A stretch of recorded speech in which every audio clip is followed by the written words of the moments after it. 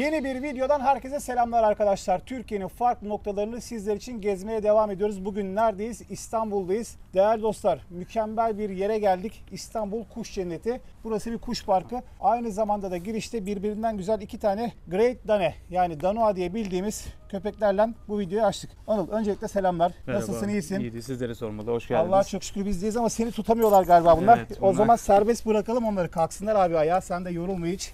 Değerli dostlar, bu videoda iki tane güzel Danois videomuzun açılışını gerçekleştirdik. Bunlar dünyadaki en büyük ırklar arasında olan köpeklerden bir tanesi. Aynen. Ah kızım benim, sen dev gibisin ya lan. Hey, dev gibisin ya. Mükemmel renkleri var. Anıl, işletmemiz hakkında biraz bize bilgi verebilir misin? Tabii ki. Öncelikle tekrardan hoş geldiniz. Hoş bulduk. Burası aslında belediyemizin bir projesiydi. Beykoz Belediyesi'nin. Bizler işletmesini devraldık buranın. Yani aslında belediyemizle ortaklaşa çalışıyoruz buranın yürütmesini. İçeride buranın 50 farklı türün, 2000'den fazla kuşun olduğu bir tesis. Dediğim gibi farklı türler de getirtiyoruz. Açıkta olan dolaşan türlerimiz var. Kapalı olan türlerimiz var. Burada aynı zamanda rehabilitasyon merkeziyiz bizler. Yani doğada yaralanmış, yuvadan düşmüş kuşlar milli parklar tarafından bizlere getiriliyor. Bunların tedavisini üstleniyoruz.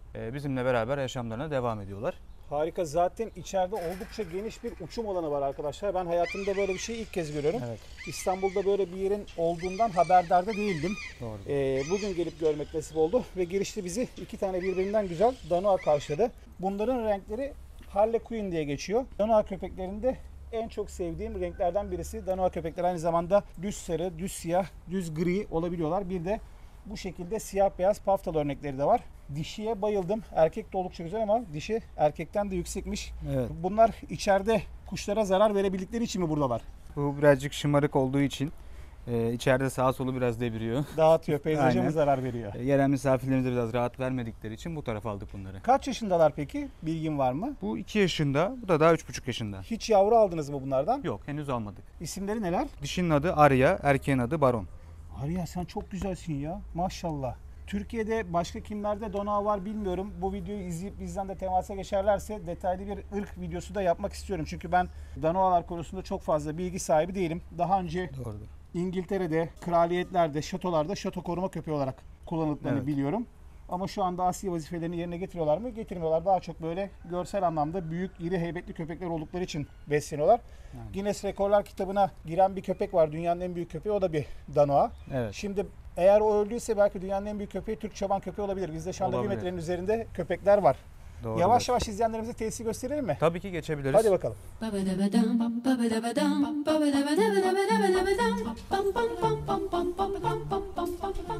burası hafta sonları da açık mı? Yani 7 gün hizmette misiniz? Tabii haftanın her günü Ziyaretçiler açığız. buraya nasıl gelebiliyorlar?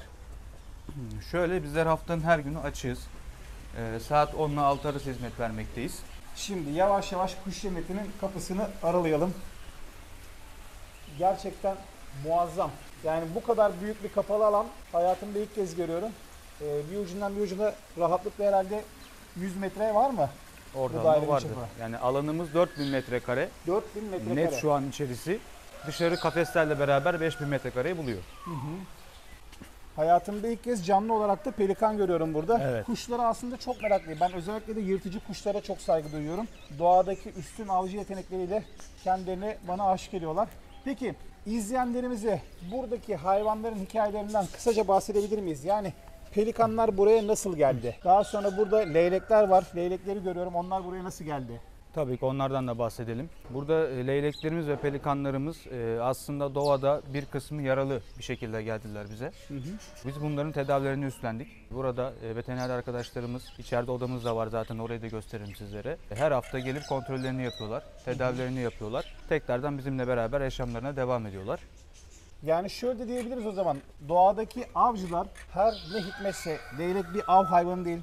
Ben sürdürülebilir avcılığa çok karşı bir insan değilim ama bu tarz videoları izlediklerinde insanlar genelde yerlere hep hayvanat bahçesi algısından bakılıyor. Hayvanların teşhir edilip para kazandığı bir yermişçesine insanlara lanse ediliyor. Buranın konsepti arkadaşlar, buradaki bulunan kuşların çok büyük bir çoğunluğu, mesela leylekleri göstereceğim. Belki şu anda izleyenler böyle bir sahneyi gördüklerinde üzülecek ama hemen arkadaki leyleğin sağ kanadı kırılmış. Büyük olasılıkla bir avcı tarafından, acımasız bir, affedersiniz, şerefsiz tarafından vurulmuş. Hayvanların çoğu Bilinçsiz gördüğünüz avlanma gibi kanatlarından yöntemiyle. yaralılar. Burada sağ olsunlar iyi imkanlar altında bakılıp beslenip büyütüyorlar. Kesinlikle. Doğada yaşamını devam ettirebilecek olanlar da tekrardan doğaya serbest bırakılıyor. Burada bulunan kuşların büyük bir çoğunluğu şeyler, yani yaban hayvanlarından bahsediyorum. Kafes kuşları da var tabii burada. Güvercinler Tabii ki, var, tabii ki, vesaireler var. tabii ki. Daha sonra kanaryalar var, Hint bülbülleri var, papağanlar var. Çok. Zaten bunlar artık pet grubuna girmiş olan kuşlar. Ama onun dışındaki Aynen. yırtıcı kuşların tamamı hiçbirisi doğadan yakalanma değil. Değil. Bunun bir resmi prosedürü de var mı? Yani Tabii ki. bu işletme zaten ruhsatlı bir işletme belediyenin Tabii, içerisinde tabii, olduğuna tabii. göre. Bu işte işler nasıl oluyor? Mesela size haber mi geliyor? Bir tane Doğa Koruma Milli Parklar bilgi mi veriyor? Yaralı bir kartal var ya da işte şahin var, atmaca var. Nasıl oluyor işte iş? Aynı dediğiniz gibi oluyor. Milli parklar üzerinden bize geliyorlar. Onların bilgisi dahilinde ve hepsi de şu an için tesisimizde kayıtlı. Yani bizde oldukları biliniyorlar. Bakım oldukları biliniyorlar. Bizler bu şekilde zaten alıyoruz. Hani kayıtsız hiçbir şekilde tesise biz hayvan girişi yapmıyoruz. Bütün hayvanlarımız tesisimize kayıtlı. O şekilde yani bilgileri dahilinde hem belediye olsun, hem Tarım Bakanlığı olsun, Orman Bakanlığı olsun, Milli Parklar gibi bu bakanlıklarımızın bilgisi dahilinde bizimle beraber yaşamlarına devam ediyorlar. Muazzam. Kaç çeşit kuş var burada? Hiç bilgin var mı? Var. Recep İvedik sorusu gibi olmadı mı? Saydın mı lan diyor ya, Saydım mı? teknede kaç çeşit balık var? Ya sen ne kadar tatlısın kakadu papağanı. Bak motoru, sen ne yapıyorsun? Motor mu sürüyorsun? Gel. Bunun Gel. ismi sakız. Gel sakız. Gel. Merhaba. Nasılsın? Bunlara hayran. Bunların internette videoları var ya, böyle çılgın çılgın dans edenler değil mi? Sakız. Yani bu türünün en sakini, gelen ziyaretçilerimize çok yakın mesela. Kendini hep sevdirir böyle. Hiçbir şekilde zarar vermez. Uçuyor mu peki sakız? Yok. Kanat ayarları var. O yüzden uçmuyor. Yürümeyi tercih eden bir papağan. Evet, evet. Kanat ayarları mı var? Kanat ayarı yapıyoruz. Ha okey. Ben de kanat ayarı deyince nos falan mı taktınız papağana? Acaba daha hızlı uçsun diye. Merhaba. Merhaba. Gagaya bakar mısın abi? Ama her ne kadar sakin olsa da istese beni ısırdığında canımı acıtabilecek bir gaga Gagaları çok yapısı kuvvetli bunların. var gibi görünüyor değil mi? Çünkü ben internette izliyorum böyle tahtayı mahtayı rahat rahat. Tabii tabii. Yani bir Tamam, parmağı da sakin kopartabilir. Gagaları çok kuvvetli. Ciddi misin abi? O zaman sen al abi. Parmağı kopartıyorsan senden Ya. anlatmaya devam edelim. Çok güzel. Gezelim mi? Kartallara bakalım mı? Tabii ki şöyle devam edelim. Sakız işletme müdürü herhalde. Kaç Evet. para maaş buranın- veriyorsunuz sakıza? He? O buranın gözdesi. Her sabah bizimle kahvaltı yapar. Saçlara baksana ya. Peki bunlarda erkeklerde ve dişilerde de bu tepe tüyü var mı, yoksa sadece erkeklerde mi var? Çünkü Erkeklerde genelde de var. doğadaki tüm hayvanların erkekleri daha gösterişli Daha oluyor. Bu da erkek şey mi? oluyor. Bu da erkek. Dişilerinde Genelde var mı, bilgin erkekleri var mı? bir kısmında kanatların altında sarılık oluyor genelde dişilerde. Ama erkeklerin genelinde bu şekilde daha görünüşlü, daha gösterişli oluyorlar. Sakız baksana, sana bak, bir de arkamızdakilere bak. Abi devasal kuşlar gerçekten, inanılmazlar. Bunlar da kaya kartalı mı? Kaya kartalı. Peki Türkiye'deki kuşlar mı bunlar? Bunlar Türkiye'de yaşayan kuşlar, evet. Bunların geliş hikayesi nasıldı peki Anılcığım? Bunların geliş hikayeleri farklı bir hayvanları avlayabilmek için yakalamak şartıyla yaralanmışlar doğada. Bizler de aynı şekilde onların bakımlarını Türkiye'de var mı üstlendik. kartal avcılığı yapan? Var. Hayır, şu anlamda diyorum. Mesela Kırgızistan'da olsun, başka Türkiye Cumhuriyetlerde olsun, kartalla av yapmak bir gelenek. Evet. Çünkü gidiyorlar mesela, o Kırgızlar olsun, Özbekler olsun, dağda yavruyken tutuyorlar. Aynen. Sonra yetiştirip gidip tilki avında, kurt avında ya da işte Evet. o başka ceylandır, küçükbaş dağ keçisidir artık bilmiyorum, internette var. Yani bu boyuttan biraz daha büyük galiba onlar, sanırım altın Evet. kartallar. Gidip Evet. bizzat kurda ve tilkiye korkusuzca saldırabiliyorlar. Bunlar da öyle bir av yaptırmak amacından mı tutulmuş? Öyle bir amaçları da var. Kimisi de beslemek için, Yani vahşi hayvan bakmak tutkusu, için, egzotik hayvan aynen beslemesi. o tutkusundan dolayı hani yakalamak için, ama yaralayıp bırakıp kaçıyor ondan sonra. Peki bunun cezası nedir? Doğadan bir kartalı tuttun, evinde beslemeye çalışıyorsun. Devlet bunu tespit etti. Yaptırımını Tabii. hiç biliyor musun? Yani şöyle, bunun cezaları ağır. Hapis cezasına kadar gidiyor. Bakamadığı takdirde, hatta yakalandığı takdirde ilk önce para cezası uygulanır. Tekrarlandığı takdirde hapis cezasına kadar yolu var. Baksana abi, zaten hayvandaki pençelere çok ciddi bir pençe yapısı var.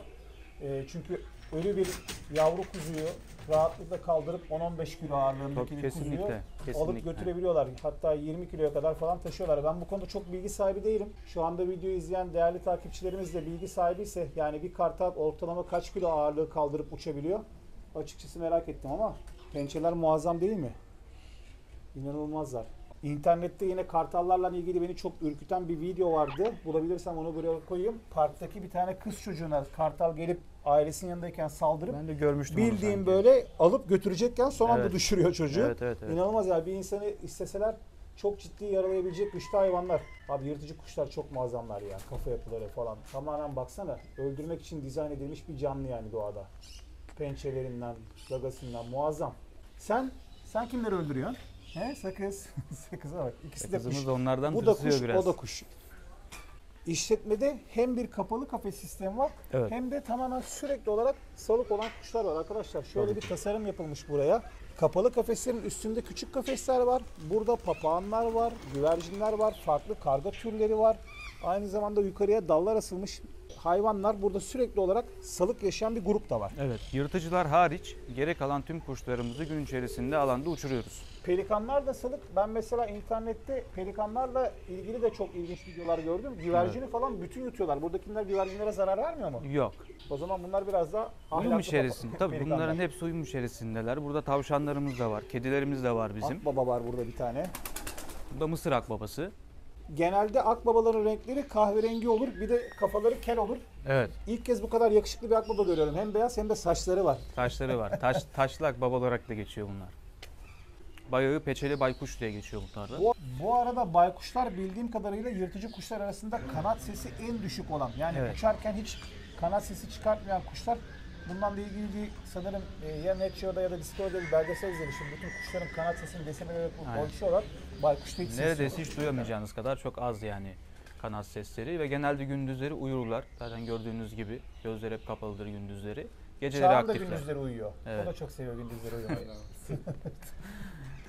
Genelde onlar geceleri aktif oluyor. Bana göre dünyadaki en üstün yırtıcı. Yani havada uçan, karadaki yırtıcılar arasında da bana göre en çok saygı Çok duyduğum hayvan. süratliler. Gökdoğan arkadaşlar şu anda görmüş olduğunuz yırtıcı kuşun cinsi. Bunlar ortalama olarak 350 ya da 360 kilometre civarında Evet. bir hıza çıkabiliyorlar. Avlarına kilitleniyorlar. Kilitlendikten sonra kanatlarını tamamen kapatıp böyle bir merminin silahtan çıkması gibi hedefe kilitlenip 350 kilometre hızdan dalış yapabilme özelliğine sahip kuşlar. Yani bir avı kafaya koyduysa değil mi? Hiç şansı yok. Kesinlikle kaçamazlar onların ellerinden kolay kolay. Bu kuşlardan doğada kaçış yok. Bu arada bu kadar güzel bir tesise giriş ücreti bedeli nedir? Şöyle aslında bir ücretimiz var. Ve koymuş olduğumuz ücret de burada tamamen tesisin giderleri, hayvanların maliyetleri, tedavi masrafları için koymuş olduğumuz bir ücret. Bu da yetişkinde 149, çocuk ve öğrencide 129 liraya denk geliyor. 0-3 yaş gruplarından da ücret almıyoruz. Şehit, engelli, gazi yakını olmak üzere bunlardan kesinlikle ücret talep etmiyoruz. Eyvallah. Bu arada bu kadar fazla güvercinin, kuşun beslenmesi, tedavilerinden ilgilenmek, buradaki personel giderleri çok ciddi bir maliyet getiriyor. Evet. Yani 149 TL ücretten çok da karlı bir işletme gibi görünmüyor. Zaten herhalde Doğru. öncelikli amacınız buradaki hayvanların rehabilitasyonunu sağlamak. Bir de hayvan sevgisi olan bir kişinin yapabileceği bir iş bu. Evet, Yani yoksa kesinlikle. böyle bir yatırımın çok daha kar getirebilecek başka işlerde Yani. kullanabilirler. Benim gerçekten izleyenlere tavsiyem, eğer İstanbul'da yaşıyorsanız ya da İstanbul'a yolunuz düşüyorsa mutlaka gelin, ziyaret edin. Oldukça keyifli bir ortam ve atmosfer oluşturulmuş burada. Zaten bu kubbe hissiyatı ve kuşların içeride uçuyor olabilmesi, aynı zamanda da çok güzel tasarlanmış olan bir peyzaj var.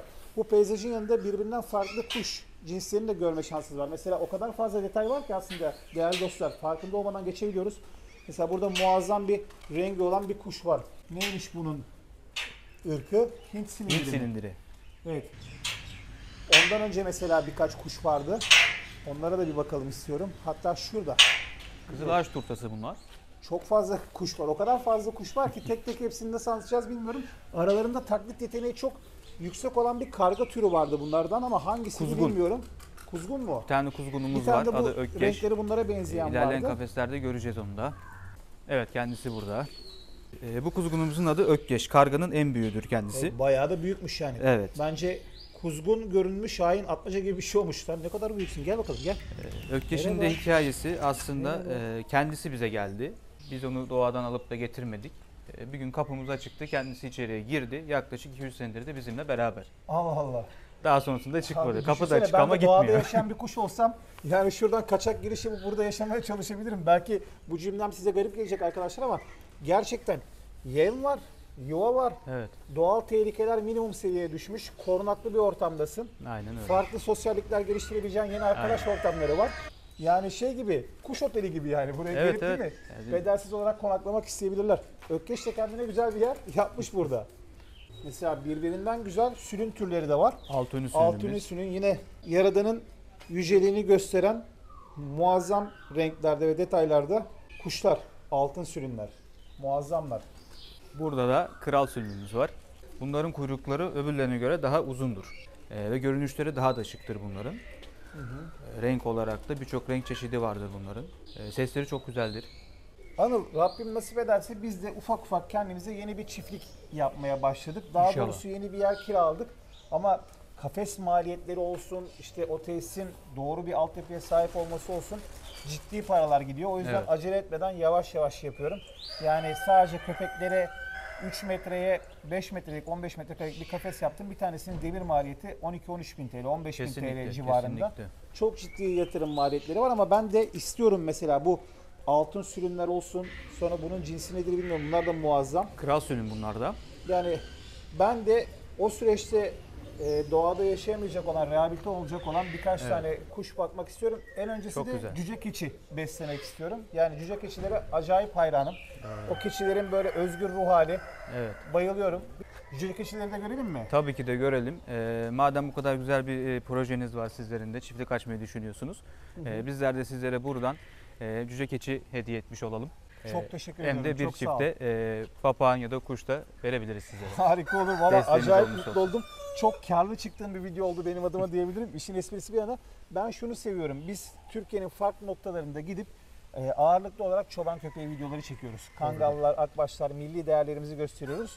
Doğanın başındaki insanları da dile getiriyoruz ama hayvan sevgisi olan bir adamsam yani benim için şu anda bir kakadu papağanla temas ediyor olabilmek, daha sonra pelikanı bu Kesinlikle. seviyeden görüyor olabilmek, Evet. farklı kuş türlerini bu kadar yakından inceliyor olabilmek bana haz veriyor. Yani sadece köpek sevgisi değil olay. Hayvanlara karşı bir ilgim ve merakım varsa yeni türlere daha yakından bakma ve onları keşfetme isteği bende uyanıyor. Büyük bir olasılıkla kanalımızı takip eden izleyenler için de aynı şey geçerli. Mesela bu yüzden istiyorum ki çocuklarımla, ailemle birlikte kendim orada çok daha minyatür, işte 3-5 keçi, 3-5 koyun, 3-5 köpek, onlarla birlikte vakit geçirebileceğim ve toprağa basıp orada eşim sebze yetiştirmek istiyor. Çocuğum mesela diyor ki bir tane futbol karesi koyayım, ben şu takayım. Yani apartman güzel. hayatından uzaklaşmak asıl amaç. Ve oradaki gündelik hayatımızda mümkün olunca videoya çekmek. Bu işler de Düşünceniz zaten bu şekilde başlıyor zaten. Değil mi? İlk önce hani birkaç tür alayım, keçi alayım, papağan alayım. Hani birkaç taneyle başlıyor ama ondan sonra zaten genişletiyorsunuz, olayı Doğru büyütüyorsunuz. söylüyorsun. Bu arada buraya geldiğinizde arkadaşlar burada bir kafeterya, restoran hizmeti de var. İsterseniz alıp kütüphanedeki kitaplardan da okuyabilirsiniz. Evet. Hayvanlarla vakit geçirebilirsiniz. Çocuklarınızın gerçekten keyifle sosyalleşebileceği bir ortam. Gelip böyle pelikan, leylek besleyebilirsiniz. Abi pelikanlar gerçekten çok iriler bu arada. Muazzam iriler. Selamünaleyküm, kolay gelsin. Birazcık biz de besleme yapabilir miyiz? İzin var mı? Pelikanın kafaya bakar mısın abi? Gel bakalım gel. Yaklaşmıyor yalnız, uzaktan yiyor. Al. Hop, ona nasıl yakaladık? O kadar ağzım olsa ben de tutarım ilk atışta. Sen de tut. Hop. Hadi bakalım. Leylekler siz. Leylek sen de al hadi. Hop. O da tuttu. Usta Abi tutucu çok iyi onlar. ya. Bu arada leyleklerin de çok duygusal canlılar olduğu söyleniyor. Ulubat Gölü'nde leylek vardı. Şu anda adını hatırlayamadım leyleğin. Sürekli düzenli olarak her sene gelip aynı balıkçıyı ziyaret ediyor. Onun teknesinin üzerinde duruyor. Göç edene kadar onunla beraber kalıyor ve her sene düzenli olarak onu ziyaret ediyordu. Doğrudur. Demek ki bir hissiyat ve bir bağ kurmuşlar aralarında. Tabii ki yani hayvanların birçoğunun zaten hissiyatları yüksek. Abi şuna baksana nasıl geliyor. Gel. Mesela aynı şekilde kuğularımızın da hissiyatları yüksektir. Peki Anıl, ortalama ne kadar ciğer tüketiyorsun günde kuşların beslenmesi için? Günde ortalama 25 kilo kadar 25 kilo mu? ciğer tüketiyoruz. Abi o zaman bence sen pelikanları bir an önce okyanusa geri gönder. Bunlar mekanı batırırlar yemin ediyorum. 25 kilo ciğer nedir Onların abi? canları sağ olsun, Aslan mı yesinler. besliyorsun, pelikan leylek mi besliyorsun ya? Ay maşallah. Şimdi biraz da cüce keçilerimizi besleyelim. Ah ah ah kıyamam. En arkada bir tane kanadı yaralı var, sana gelmedi yem. Dur. Dur sana da gelsin hadi. Tut çabuk. Çabuk ye, sen en arkada kal. Bak ay onu kovaladılar ya, yiyemedi. Ulan pelikan hayırdır oğlum, yoluna mı çıktın lan? Bak nasıl kovalıyor. Gel gel. Gel. Tamam abi. Oradan yesin Onu o da. şey yaparız. Sağ olasın. Gelin bakalım gel. Gel. Şu erkek herhalde belli aralarında. Şu koyu renkli erkek, Gel. beyaz olan erkek, ikisi dişi. Bu da hamile dişi. Evet. Senin bebek mi yapacaksın sen? He? Hamile misin sen? Bak elimde ciğer kokusu var ya, ekmeğe bulaştı diye çok ilgisini çekmedi ekmek. Gel. Al bakayım. Bu cüce keçiler son dönemlerde çok moda oldu. Birçok çiftlikte kullanılıyor. Bu kadar değil mi bunların maksimum boyutları böyle kalıyor? Evet, maksimum boyutları bu kadar. Abi çok seviyorum ben keçiyi ya. Al bakalım. Ama bunlar şu anda ekmeklere çok ilgi göstermediler. Sen yer misin dostum ekmek? Al bakalım. Bunları arada bir ekmek, genelde yonca ile besliyoruz. Afiyet olsun size, afiyet olsun. Bu arada havuzun içinde de değerli dostlar 2 tane kuğu var. Bunlardan bir tanesi beyaz, bir tanesi de siyah. Siyah kuğular sanırım daha nadir bulunuyor değil mi? Daha nadir bulunuyor. Türlerine daha nadir denk gelinebiliyor. Ve naifliğiyle aslında ön plana çıkan türler bunlar. Sesleri o kadar naif, ince tonlu bir sesleri var ki Hiç aslında. kuğu sesi duymadım bugüne Evet. kadar. Bir de jakolar vardı. Şaka papağanlarımız var. Jakolar da bildiğim kadarıyla papağan türleri arasında konuşmaya en çok yatkınlardan birisi diye Tabii ki biliyorum. kesinlikle ve çok zekiler de. Yani konuşulan her şeyi kaydediyorlar. Yakup.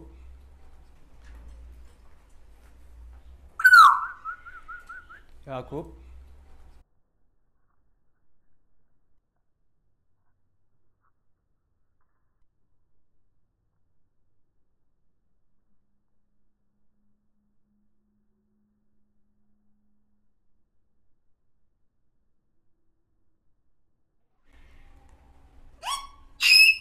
Yakup görüşürüz. Bu arada tüm kadınların hayallerinde olan pembe panjurlu ev, Evet. o da çok güzel abi. Orası nedir peki? Gelen hep misafirlerimiz sormuştu buraya bir şey yapacak mısınız diye. Buranın olayı nedir tarzında. Yaptık. Buraya soğuklarda misafirlerimiz oturabilsinler.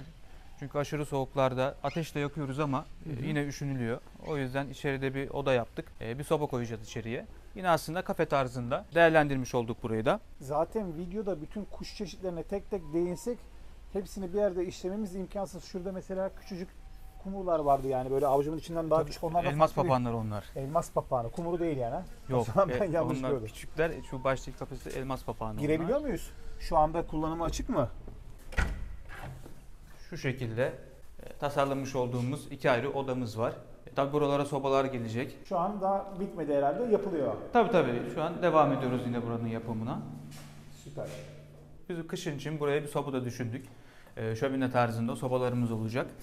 Burası da bizim rehabilitasyon odamız ve veteriner odamız. Şu şekilde. Rehabilitasyon odamızı da gösterelim size. Veteriner arkadaşımız geldikleri zaman hayvanların bakımları bu alanda yapılıyor. Anıl, samimiyetle söylüyorum. Şu anda ses yankı yapıyor. İsterseniz dışarıya çıkalım değerli dostlar hep birlikte. Anıl'cığım gerçekten çok teşekkür ediyorum. Yavaş yavaş da artık ederiz. hava kararmaya başladı. Evet. Bir günün daha sonuna geldik. Öncelikle burada birçok yaralı hayvanın tedavi sorumluluğunu üzerinize aldığınız için ayrıyetten teşekkür ediyorum. Ayrıca Rica kuşlar ederiz. için Görevimiz. ciddi bir uçum alanı var arkadaşlar burada. Muhakkak fırsatınız olursa çıkıp gelip ziyaret edin istiyorum. Değerli dostum çok sağ ol verdiğin bilgiler için Rica ayrıyetten ederim, teşekkür ne ediyorum. demek. Bizler Değerli teşekkür dostlar ediyoruz. bir videonun daha yavaş yavaş sonuna geldik. Bugün neredeydik? İstanbul'da, İstanbul Kuş Cenneti'ndeydik. Videonun başlangıcında bizi birbirinden güzel Harlequin Danoalar karşıladı. Danoalardan sonra da muazzam bir tesisin içerisine giriş yaptık. Ben şimdi birbirinden güzel görüntülerle sizleri baş başa bırakıyorum. Yeni bir videoda görüşmek üzere. Allah'a emanet.